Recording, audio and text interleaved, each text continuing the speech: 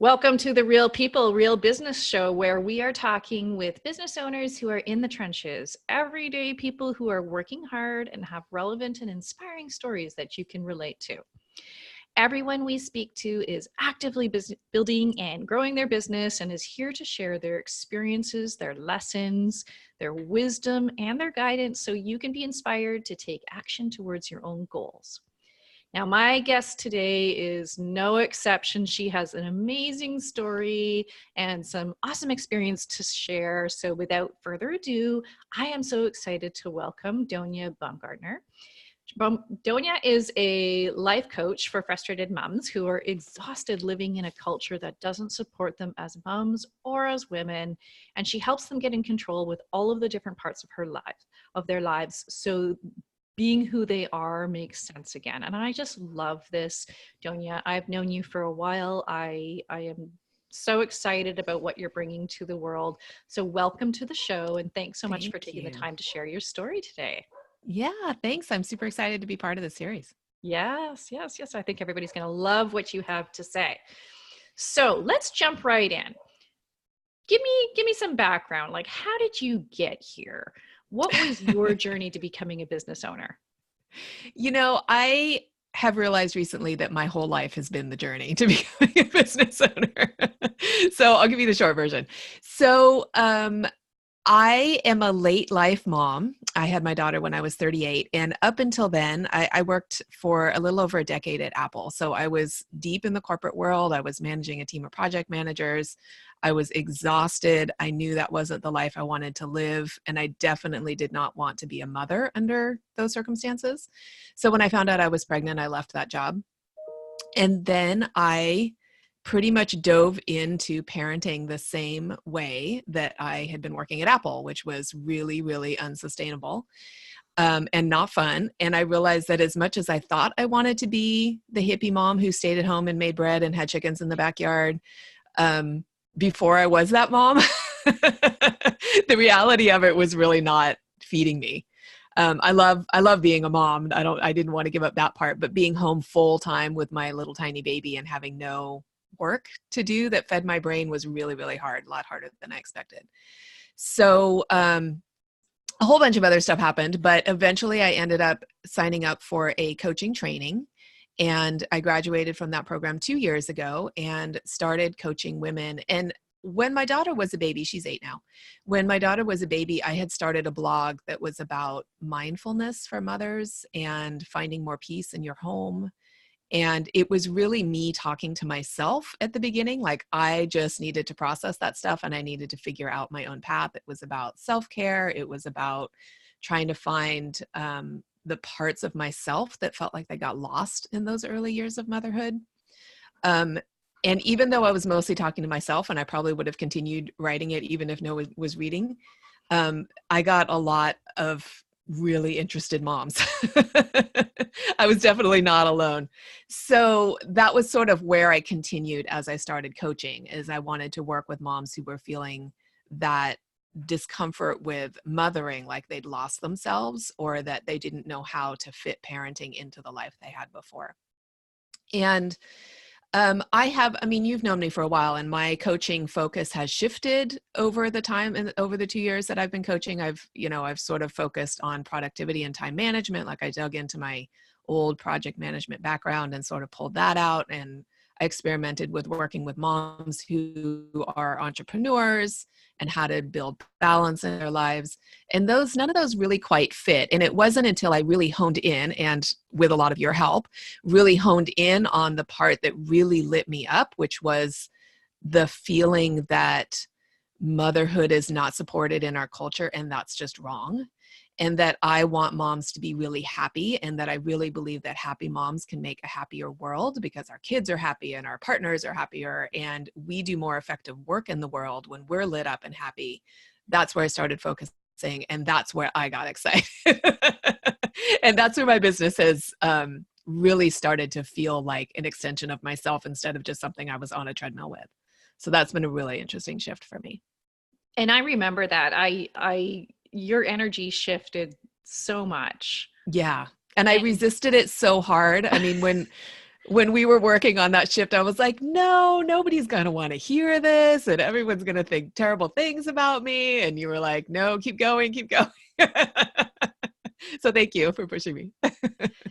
So there's a whole piece I want to talk to you about in terms of like finding that right positioning for yourself.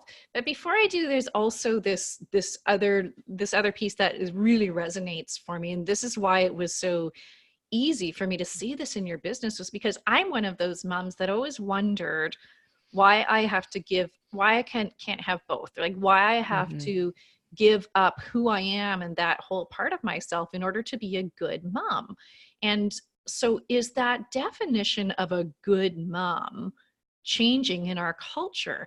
Our parents, to my parents, a good mom, and that was kind of their generation, is someone who stays home and fully dedicates themselves to raising their children and doing, and there's nothing wrong with that, but our world is changing. And Yeah. to me, a good mom is someone who sets an example now to their kids that you can exist in this society, in this culture that we have right now, which is very different than 40 years ago.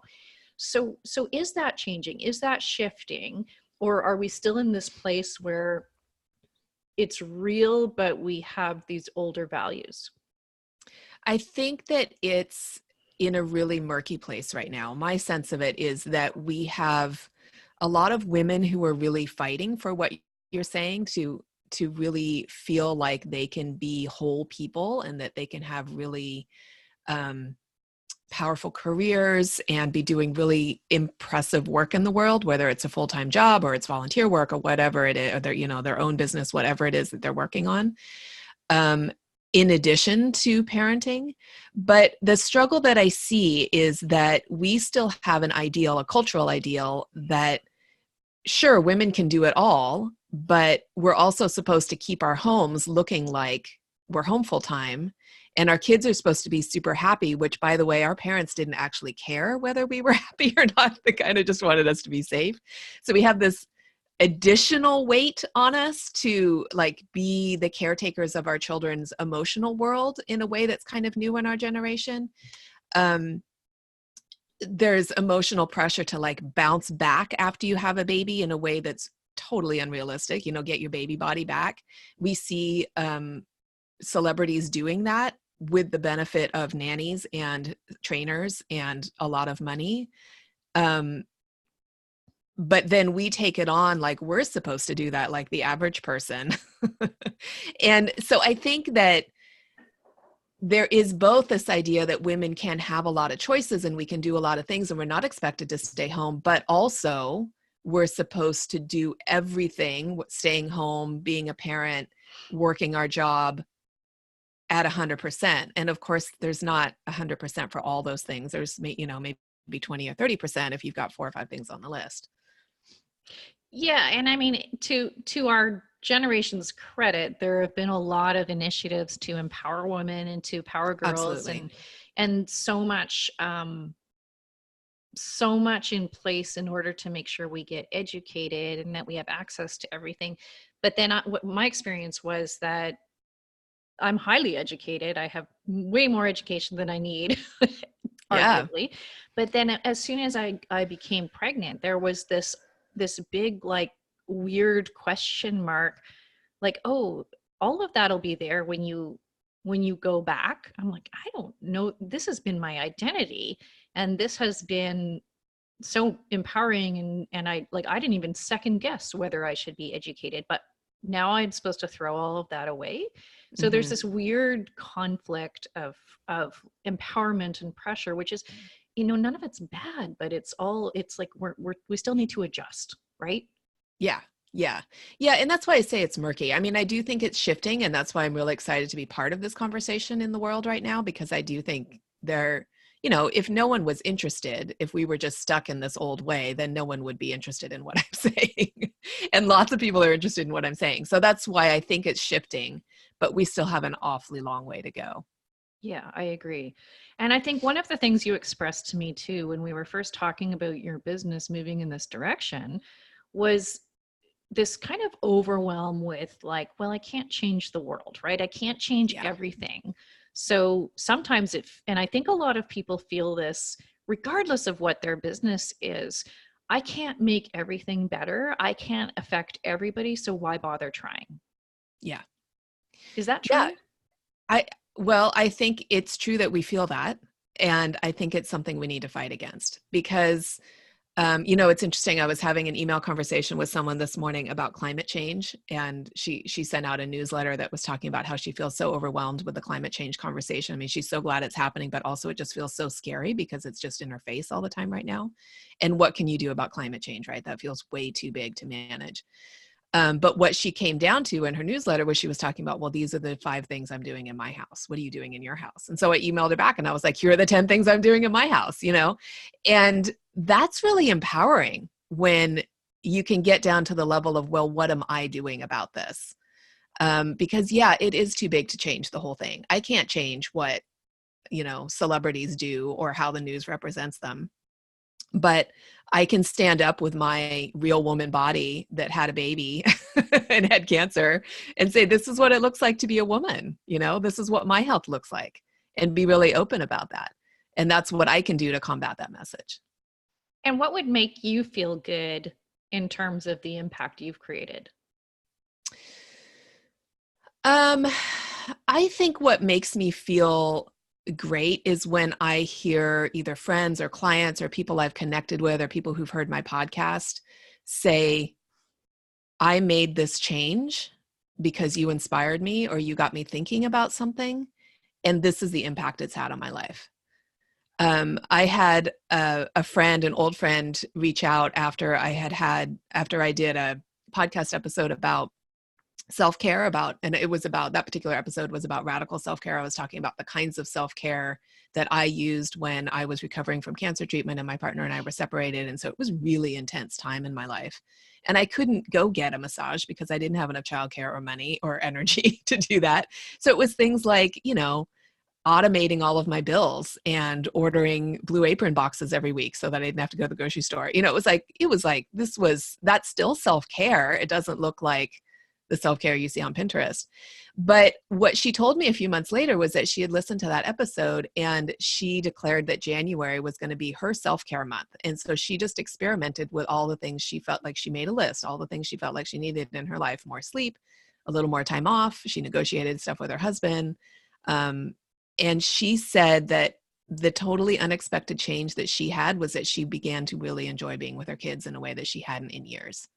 That she felt so much calmer and happier and rested, that all the things that had felt like were put upon her, were suddenly she was enjoying them again. And that wasn't what she expected. And that wasn't what I talked about in the podcast. I was just talking about surviving, but she had this really amazing change in her life just because she tried something. And that makes me want to just keep talking about all the things I'm trying in my life, because maybe you'll try one thing and it'll be amazing for you. So not everybody has so explicitly an impact-driven business, right? Yeah. Some of us are freelancers that are doing creative work, and some people are business coaches Yeah. that Yeah. are, that are maybe down the line. But I think everybody's really wants to have that feeling like they're contributing to something. So how do you recommend people are able to get that same kind of feeling of contribution, even if they're not totally directly related to sort of an impact-driven business? I don't know. I think that even those fields are impactful. Like if you're a freelance graphic designer, then your clients are getting support in a way that allows them to do work they're probably better at. You're taking something off their plate and giving them space to do something that they're arguably more skilled at, whether that's working directly with clients or putting together some other kind of product. And you're allowing them to be represented in the world in a way that makes them feel fantastic, where if they were doing their own DIY designs, they might feel terrible about their stuff. Or if you're a business coach, maybe you're helping someone shift a business like you did for me. Like you helped me shift my business into a way where I could fully show up in my business and be really excited to do my work every day. Like, that's huge impact. So I would say don't discredit what you do. There's Because always you a are way, impacting people. right? Yeah, you are impacting people. So I want to drill down a little bit on the shift you did make, since this is a business podcast. Yeah. You you started out, and I think this is very, very typical, right? You started out focusing on something that was quite tactical, right? Yeah. Quite obvious, quite aligned with the very specific problems that people were having, which sounds like great business sense, right? It sounds like a Yeah. really good idea, but you weren't aligned necessarily. This wasn't Yeah. in your heart. So I think it's totally natural, and I think it's perfectly fine, and we should go through those transitions because it makes us clearer when we finally do get to the place. But talk to me a little bit about what that felt like to make that transition from the time management to the productivity to the something else to the something else to finally getting to this place that's really lit you up. Yeah. Well, so this has been an interesting journey for me because I started coaching in a way that looked a bit more like what I'm doing now, although it was less clear. It was more sort of amorphous. I didn't quite know how to talk about it. And then I moved into the more tactical stuff. So the reason I moved to the more tactical stuff was because I was not getting clients and I was having trouble articulating what I was doing and what the benefits were to my clients. And I just felt like it was just too murky and I didn't know how to clarify. And several people said to me over the course of a couple months, you have these project management skills and it's like you're just throwing them away. It's like you're just not using them. And these are super valuable. Lots of people don't have these skills. You should totally work with that. And I was like, well, this other thing's not working. Maybe I'll try. And it was interesting because I did get a lot of attention. I did get a lot of people really interested in that work. And I did get some clients. Because like you say, this is what people are asking for. People are saying, I want more time in my life. I want to know how to organize my tasks better. I want to know how to make my to-do list work. I want to figure out how to have time to do all the things I want to do in my day. And I could answer those problems. But what I was seeing is that just below that was all this other stuff, was all this like, I don't actually feel worthy of asking for time for what I really want to do. I don't feel like I deserve to have my choices in my home, in my family. And I don't know how to set boundaries. So people's, to-do lists were overwhelming because they were volunteering too much and they were doing too many things. I didn't know how to say no to that because I didn't think they were worthy of choosing their own things over somebody else's requests. And so I was noticing that what I was doing was sort of scratching the surface.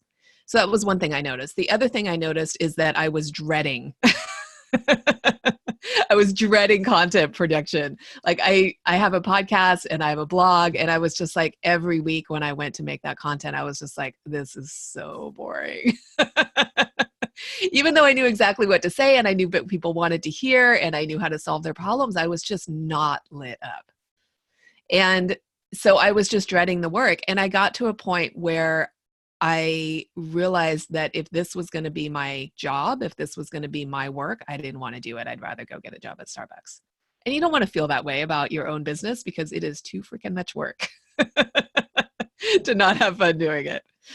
So that was kind of where I was when I started working with you. And I didn't know the answer. I mean, I think I came into our early sessions like, I think I want to quit this job. Please help me figure it out. Please help me figure out how to love it again, I think was how I came in. And you were like, yeah, maybe you're never going to love this. Let's find something else for you to focus on. Yeah, I think that's a real good lesson to a lot of people. And I think you have to go out there and you have to make that mess, right? You have to sort of navigate that stuff first. But what I think it does is it forces you to be really honest about how you feel. Now, I am not a woo type person, although arguably getting a little bit closer to that. But I really would have been more focused on the logic. But in this case, your body is going to tell you when you're there. Yeah. And what kind of advice do you give to people who and I know there are a lot of them out there because everything I deal with first is alignment, right? so what kind of advice do you give to people who are in that place where they're just like, yeah, I'm kind of running this business because it feels like there's a need, but I am not excited about this at all? Yeah. Well, first of all, really give yourself credit for noticing that, because I think a lot of people go through careers like that for their whole lives and never make a change. But I think my advice would be to give yourself permission to take a step back, even if that means dismantling something like it's looking like it works really well. Just give yourself a little space away from it. And then look for the things that either light you up or feel really fun or really bring you joy, or also the things that feel so scary, but you just keep coming back to them. And that was what it was for me, is I kept coming back to this idea about the world is not fair for women and for moms. And I was really pissed about it. And I didn't even know how to articulate it. And I didn't know what that meant as a coaching practice. And I didn't know what that meant in terms of what content I was going to produce. Cause I was just so like I couldn't even talk about it yet. I didn't have any words to talk about it. And it took me months. It took me months to figure out what I wanted to say. And I'm still figuring it out. I mean, I don't even have it nailed now, but, and it was terrifying. And I think that was what was interesting though, is that having made the mess, I knew that I didn't want to go back. Like I knew it was better to be scared every day than it was to feel dread every day. And that was what kept propelling me forward. Okay, that's your quote for your life. Totally. Yeah. And you did, right? And you fought it for sure. Yeah, I did. But I think I can't even tell you how many times I got off the phone with you and I was so mad. I'm like, this is not what I'm going to do. I don't even know what she's talking about.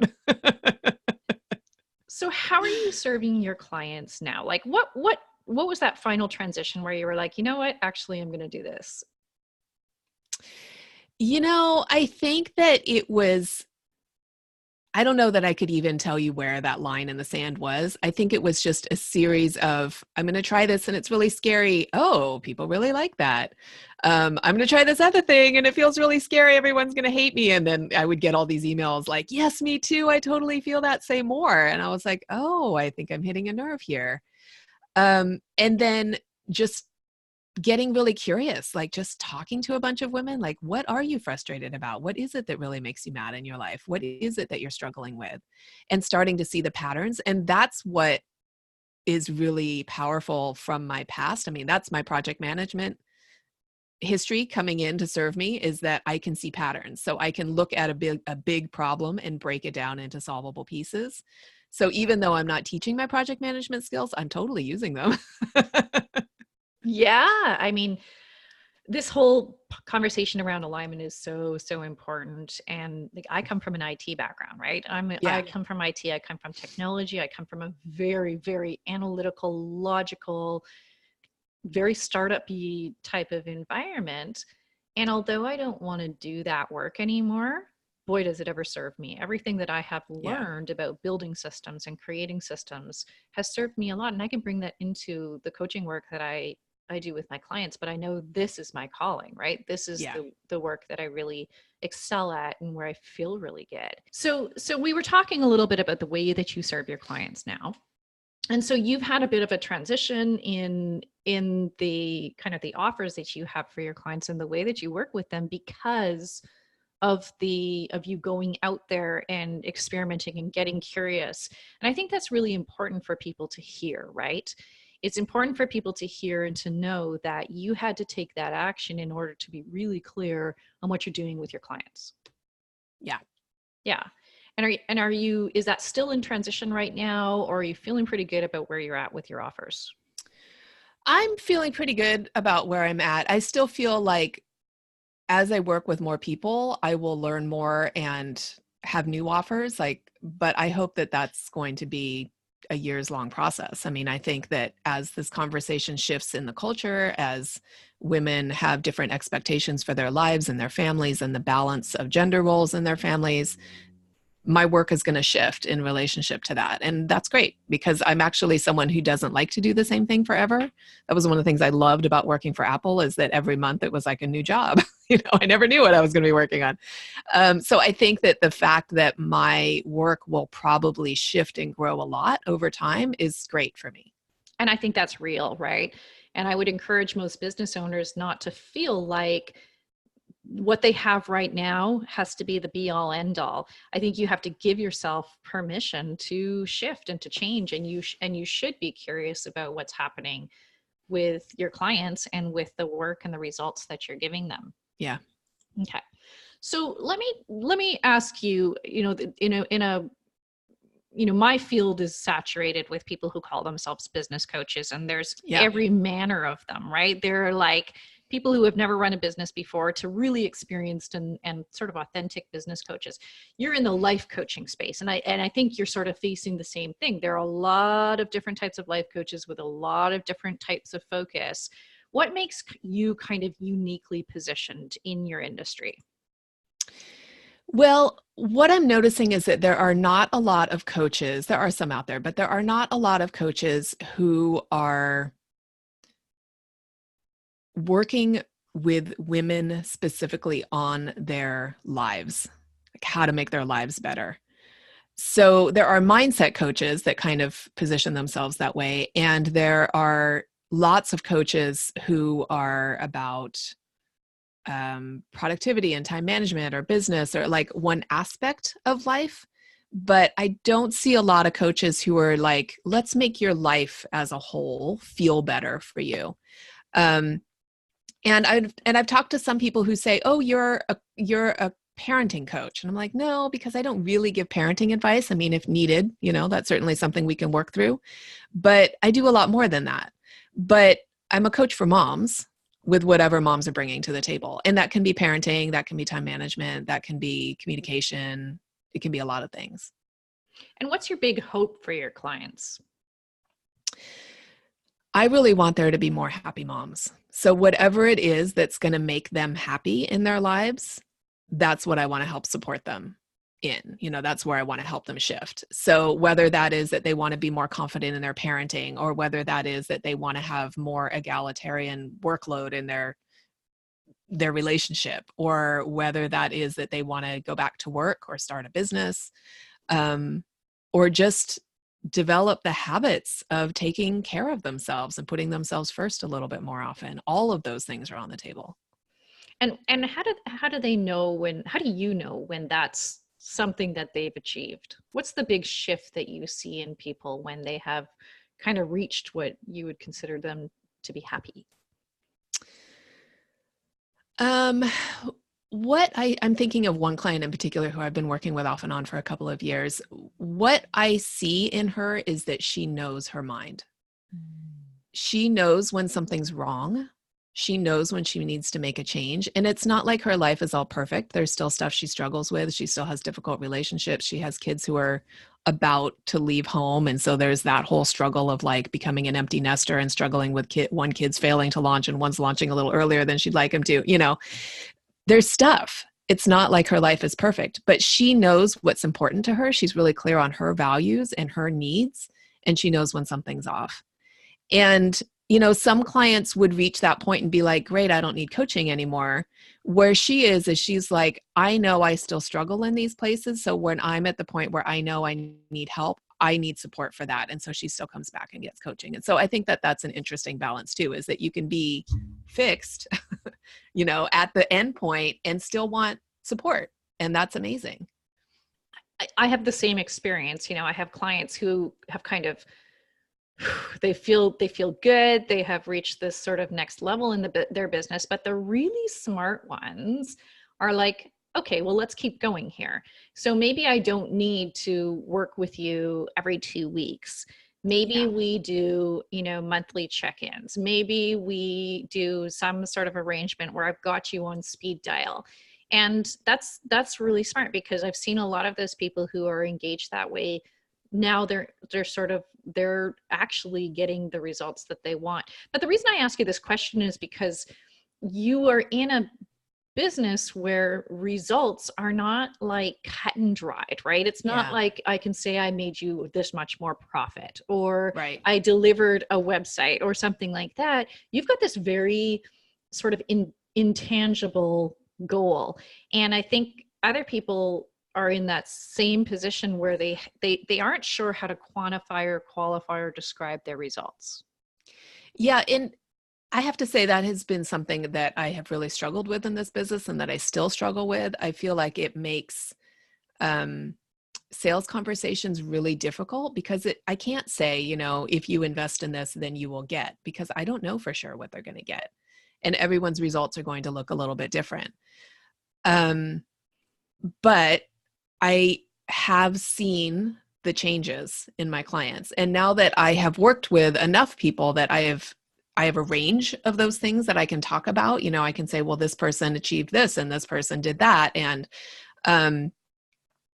that's much more compelling than just saying, well, I think you're going to feel better. I think you'll be happy, because happy is so intangible, and you can be happy in a moment, but not happy in your whole life. Right. And how does that affect your marketing? Like you have to focus on slightly different things to convince people that they're going to have those results, right? Yeah. Yeah. And in fact, I talk a lot about the pain points as a result. I talk a lot about the discomfort of where you are. Like, wouldn't you like to not feel like this? And then there's a whole range of things you might feel instead, which is not like, here's the one goal, you have a profitable business, which, a business coach might be able to talk about, or a weight loss coach might be able to say you lose 15 pounds. Like, that's the one really clear goal. I have a whole range of goals that I talk about. So what I tend to do is I talk more about where they are right now and then possibilities for where they might end up. I like that, because I think a lot of people who are listening are in the same position where they're like, and I can't talk about weight loss if I'm a weight loss coach because it's actually illegal, but that it's still kind of in a box. It's something understandable. But whereas you're in this, like you've had this extra risk because you are in this place of not being able to offer something really in a box. And that's very emotional and dependent and very personal on the person, right? Yeah.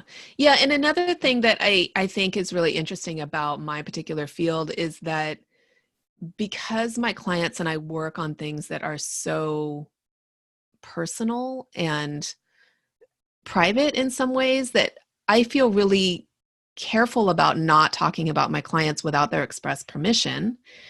And so I end up talking about myself a lot. So one of the things that really strikes me about you and your business, and that I know about you and your business, is you have really strong boundaries about the way that you will work and the things that you will and will not do and what you will or will not compromise in your business. So can you talk a little bit about that? Like, what's really important to you, and what kind of boundaries have you given yourself to work within? So I work part-time. I only work 15 or so hours a week.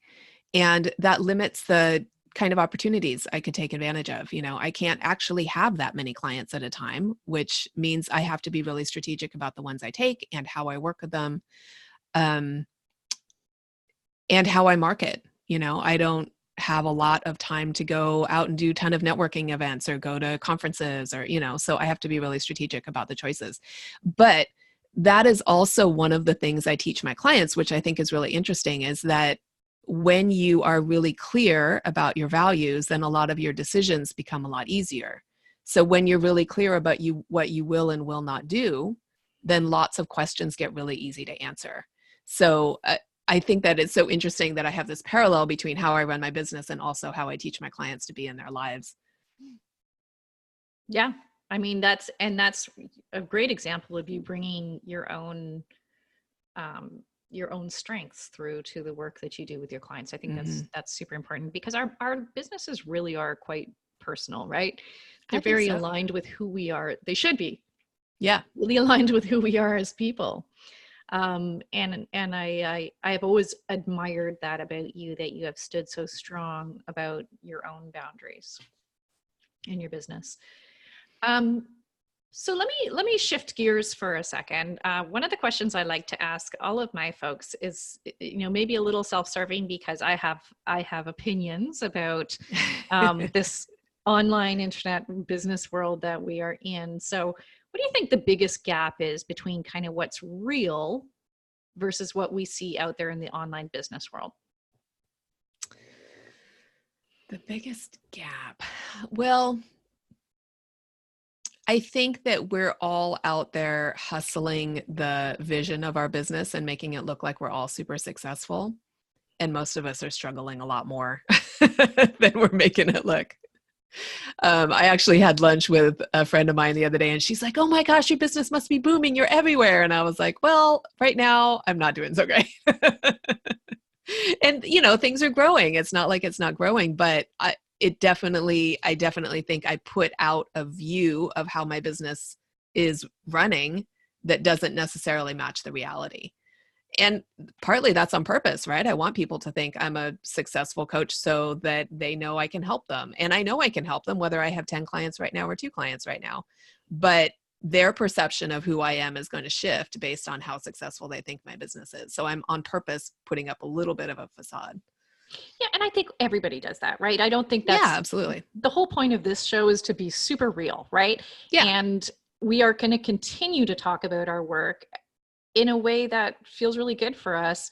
I wouldn't feel good about going around and parading skills that I might not have or work that I can't do, but I'm certainly going to talk about the outcomes that I know can happen. And whatever's happening on the back end is kind of my business. But I think there's a real Exactly. difference between that and um, some of the false claims that we see out in the world. Absolutely. Yeah. And there's a difference between me, showing my business as a well-oiled machine and someone saying, "Well, how many clients do you have?" I will tell them how many clients I have, even if it's a small number. Um, and I think the other gap that we have is that there is a perception that people hit their one big idea and then they're successful with it. And like we've been talking about with me, I've gone through iterations and it's been super frustrating. And I've torn the whole thing down 2 or 3 times. And I may yet, I feel great about where I am now, but who knows where I'm going to be in a year? I might be on some new Yeah, thing.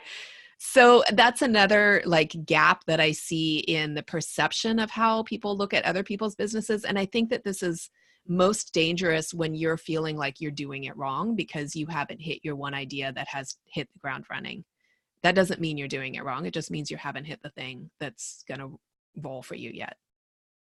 totally. And being a business coach, I get to see the back end of that all the Yeah. time. And I can tell you that is actually a process I make some of my clients go through.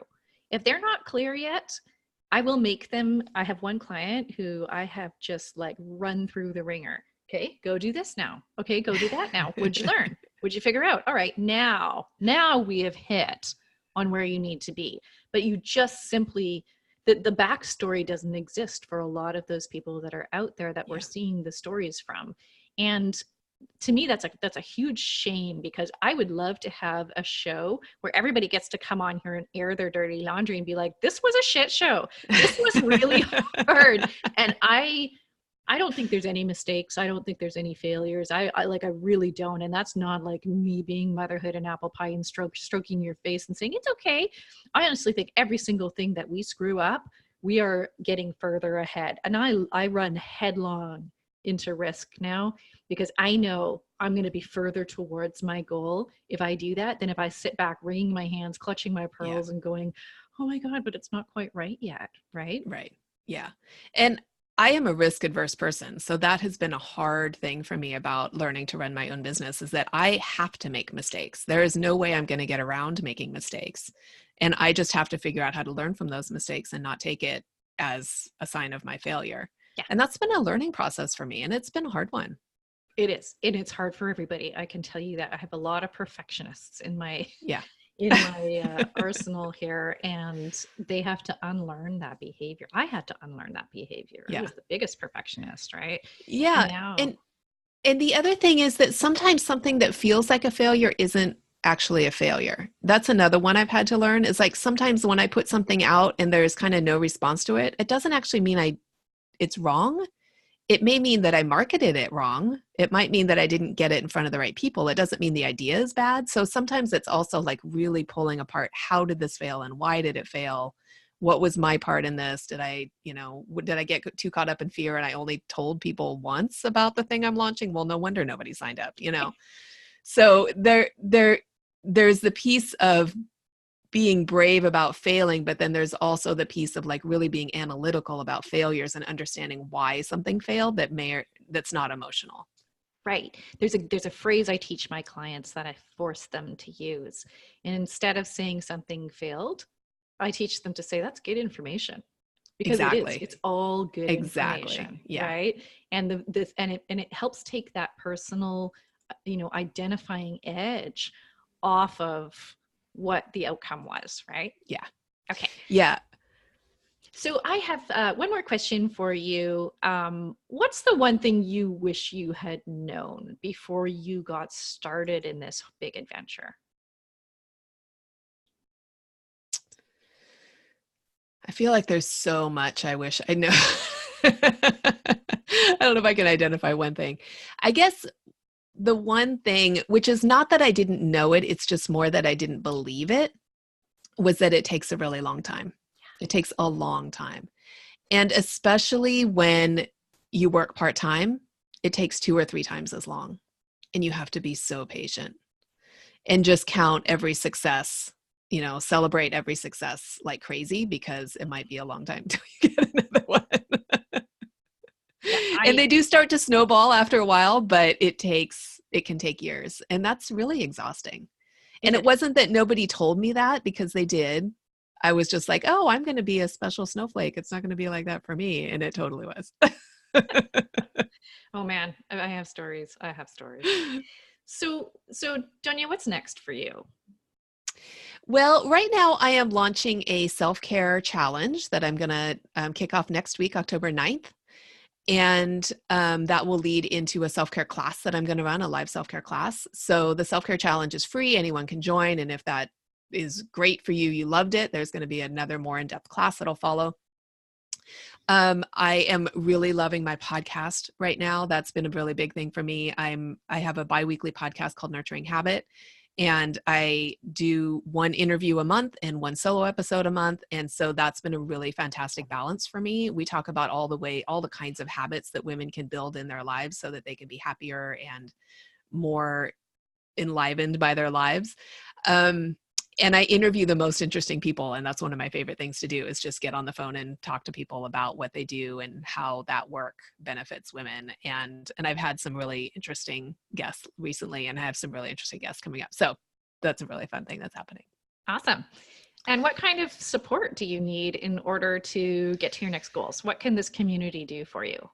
Well, I would love to get interviewed on some more podcasts. I love being interviewed on other people's podcasts, and I've been on a lot lately, but they've all been quite small shows. So I would love to be on your favorite parenting podcast, whatever that is. So if people would tell me what they're listening to, and if they have any connections to those hosts, or any way they can connect me, that's what I would love to hear about. Awesome. So in this community, if you guys can connect Doña with some great podcasts that obviously need to hear her story and what she's doing for the world, please reach out to her and help her out. So thank you. I know that you're really busy. Thank you for taking the time to chat with me today. I always love talking to you, and we need to do it more often. Can you tell everybody where they can find you?